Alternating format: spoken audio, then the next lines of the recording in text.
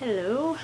Um, this is kind of an autism vlog about something that neurotypicals may understand but may have trouble with if they have not experienced it or seen an autistic person go through it.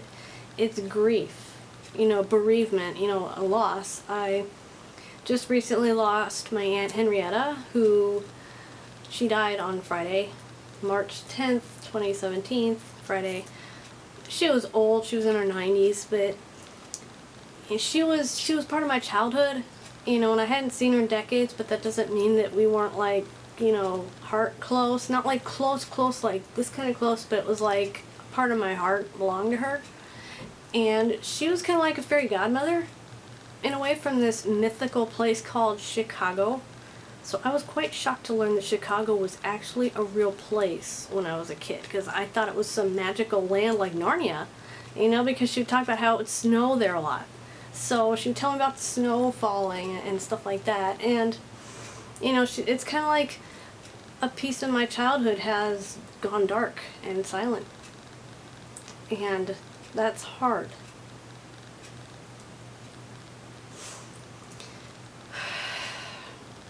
Doing that a lot today, just randomly getting choked up. But something that happens to me when I first learn that somebody has passed, that somebody has died, is something really well, I don't want to say crazy because that's offensive, but something really weird, something really odd kind of happens to my memory. It's like all my memories of that person, it's like looking at photographs where somebody has scribbled over somebody, or where somebody has just cut that person out, like the angry girlfriend who cuts her ex out of a picture because she thinks she looks good, but she doesn't want the ex in there, whether the ex is another woman or a guy or whatever. That's their prerogative, but it's like they cut the other person out of the picture so they're not there.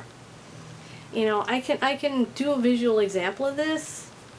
I have a picture of me and my grandma. I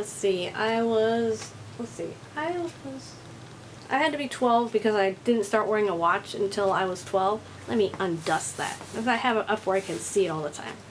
But, it's a picture of me and my grandma when I was 12 years old. So I'll bring it close. You see? That's me and my grandma.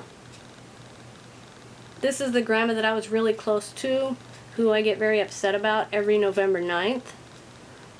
That's the grandma that I was really, really close to. So, I look back at a memory like that, and I'll show you what happens.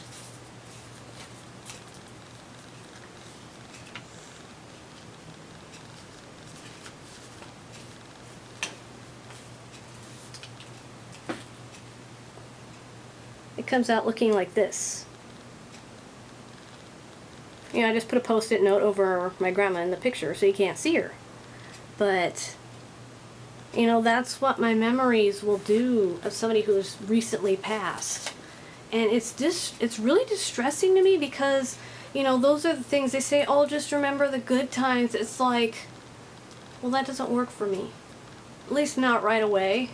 When it's still very raw, I will try to remember something, and it's like I remember the place and the time, but it's like the person has been scribbled out.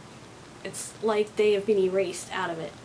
So it's really distressing because it's a feeling of they are really gone. Like everywhere, they are gone. And it's like all I can do is look at pictures and just, even looking at a picture, the memory that will still look with that blank spot in it where they should be. And that's really hard. That's really hard. And another thing is that, when I'm grieving, I may not express it in the traditional way. Yes, I do the crying thing and I get choked up like I am right now. My voice is different. It's getting shaky. I'm trying not to choke up. I'm trying to just fight through it because I've been doing it all day and it's embarrassing. But other ways I may manifest grief is I will get angry. I will act very uncharacteristic. And that's true for everybody, but with me it can go into extremes. Like, I could be trying to open like a box of cereal and I can't get the bag open. So instead of just being like, hey, can you help me, or trying to find scissors, I might just grab the box and just throw it at the wall as hard as I can. And then I will sit down and just cry or start yelling or screaming or something like that. I can have explosive meltdowns that seem to come out of nowhere.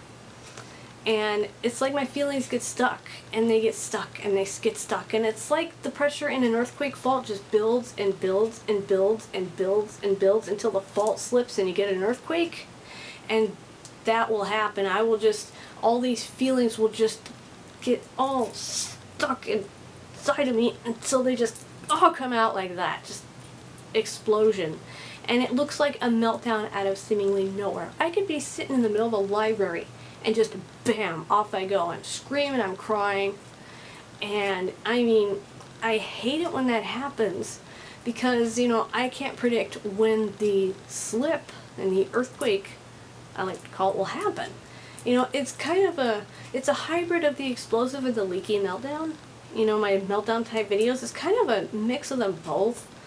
Because, you know, the leaky meltdown, it's more like I just cry a lot out of nowhere. But these like, the grief and the stuck emotions, that's really, really hard to deal with. And, you know, I know that I can feel it building up, but since I can't always predict when it will slip, you know, I'm just not fun to be around when I am going through that, because I don't want to talk to people. I don't want to be, you know, I don't want to go places. I don't want to do anything. I just want to sit and feel. Because, you know, if I'm able to just sit there and just process things, I'm less likely to like explode randomly. But it's really hard. And stuck emotions is a thing that happens to autistic people. You know, if I get stuck in sad for some reason, it's like I can be happy for like 5 minutes if you show me a funny cat video or something, and then I go back to being sad. Or I could be stuck in a really goofy mode where, you know, I'm like just telling jokes and just being completely ridiculous, and you're trying to be serious, and I will want to be, but I can't. And with grief, I can get stuck in all kinds of emotions all at once. You know, I don't have that alexithymia thing, you know, I pretty much know what my feelings are doing, but when they all get stuck together, it turns into just this ball, confusing feelings all happening at once. So when I have that explosion and I just start flipping out, just out of seemingly nowhere, it scares the crap out of people. And if you have an autistic person in your life and there has been a recent loss, you know, you really need to kind of back off of them a little bit. You know, don't put so much pressure on them to do stuff, because their capacity to do that may be reduced because of the stuck emotions and just these things that maybe they can't express, you know, except through their behavior, especially if they're nonverbal and they don't speak, but maybe they use AAC, or maybe they only communicate with their behavior. And, you know, if you notice a change in their behavior and there's been a recent loss, that may be the reason. Plus all this stuff of people coming and going and funeral and whatever stuff. You know, my Aunt Henrietta, she was way across the country, so it's not like I can go to her funeral. I wish I could. I really wish I could. But, you know, I can't because she's too far away. We can't afford to travel. My dad can't travel because with Parkinson's, we're always stuck at home. Because, you know, Medicaid, Medicare, whatever, just will not pay for us to get home help for him. So, and we will not put him in like a nursing home, you know, assisted living, unless there's like absolutely nothing we can do for him anymore. We're trying to keep him home as long as we can. And someday he might, but he may not. He may stay home the whole time till whenever. But, you know, all the travel and all the changes in routine and people coming and going, you know, for an autistic person, even me, you know, an articulate one, you know, who's semi-able to do stuff for myself. You know, I need help with some stuff, but not everything. But there are some people that need help just to get dressed and to eat, you know, and especially those people, especially the non-verbal autistic people who need a lot of help every day and their communication is not understandable. Their behavior may just go into a tailspin because they're grieving and all these things are happening and the world is suddenly so unpredictable. you should just sit with them if they'll tolerate it and just be like, I understand you're sad. I miss them too. You know, whoever them they are. You know, I miss your grandma too, or I missed your uncle too, or I missed your brother, I missed your sister, I missed your mom, I missed your dad, I missed your boyfriend, your girlfriend, your friend. I miss them. You know, I miss them too. You know, just be open to them, talk to them. You know, don't just focus on their physical behavior. Look at the emotion that's going on.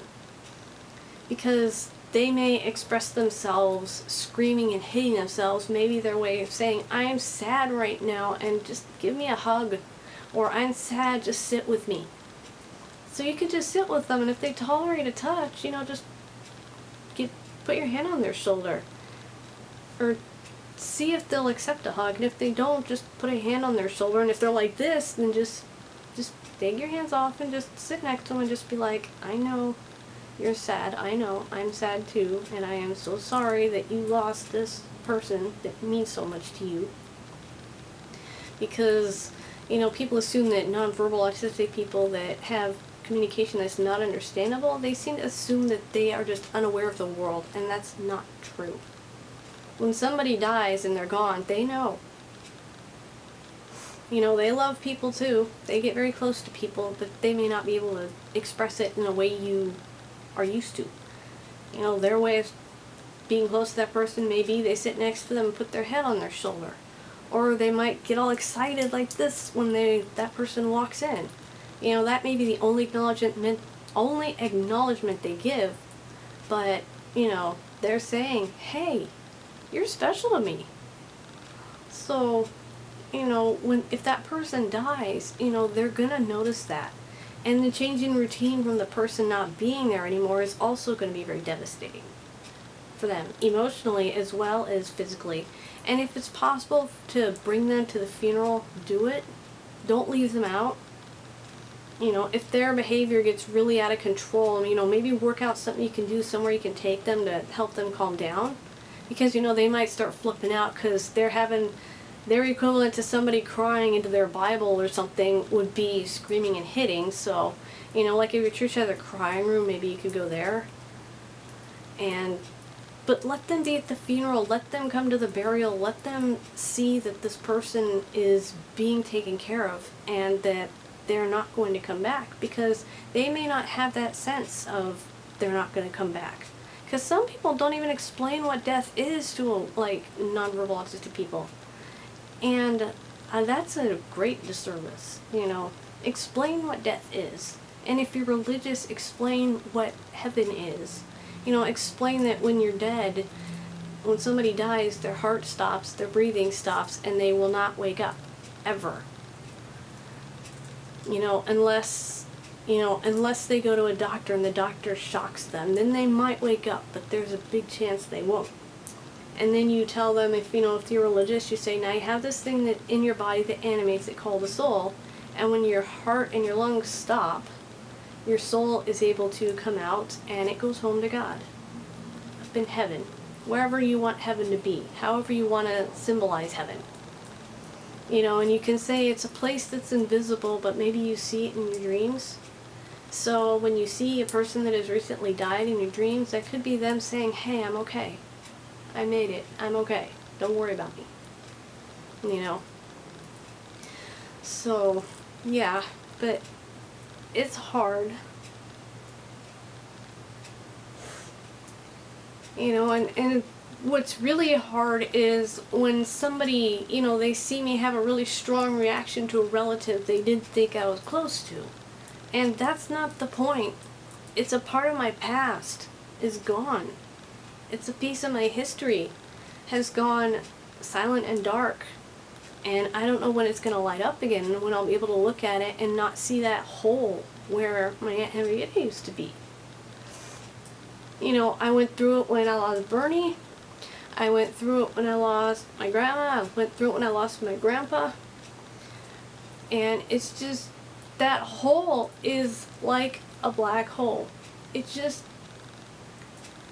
pulls on you and it hurts because you don't want to fall in, but sometimes you do. And it's okay if you fall in because, you know, Stephen Hawking You know, he had a great thing. He said, you know, if you fall into a black hole, don't despair, there is a way out. You know, there's the Hawking radiation. Two particles create and collide and annihilate. Well, if two form right outside a black hole, one falls in, the other gets out. And maybe the one that falls in ends up in another universe. Maybe that other universe is heaven. But a black hole, you know, it's not hopeless. But it sure is hard when you're sitting in the middle of it, isn't it?